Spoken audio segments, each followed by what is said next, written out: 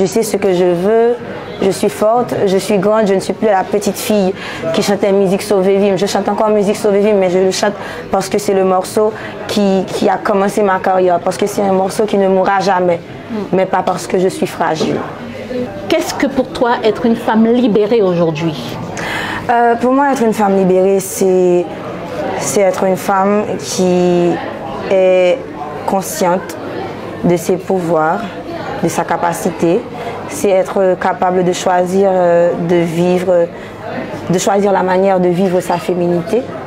J'ai été à l'église, mais j'étais pas juste à l'église pour ma maman ou pour faire plaisir à mes parents, à ma famille. J'étais vraiment à l'église.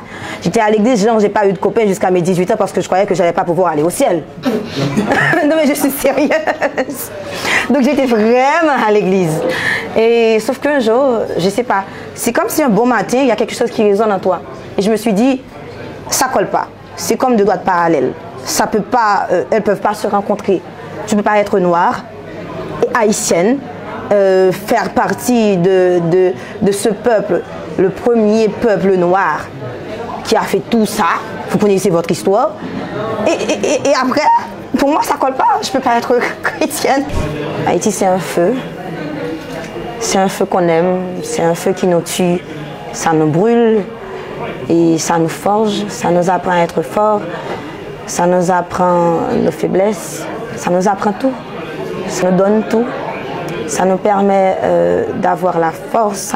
Je sais pas, on porte le pays sous notre peau. On porte le pays partout.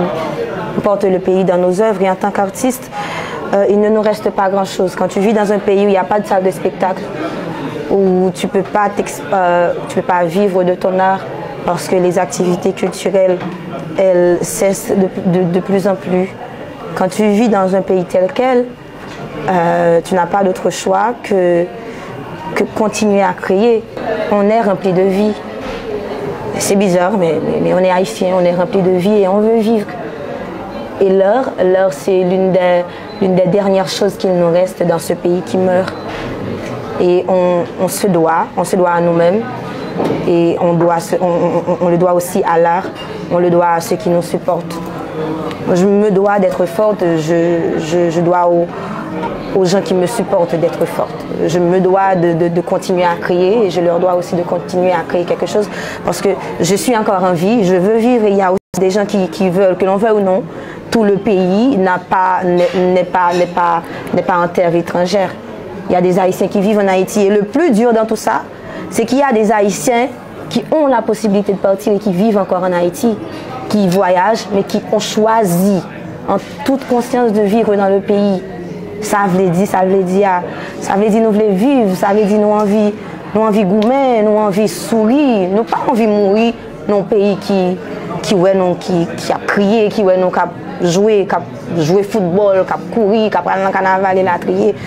Nous on veut le pays qu'on connaît ici, On veut quelque chose de vivant, de beau et nous voulons un safe place en fait.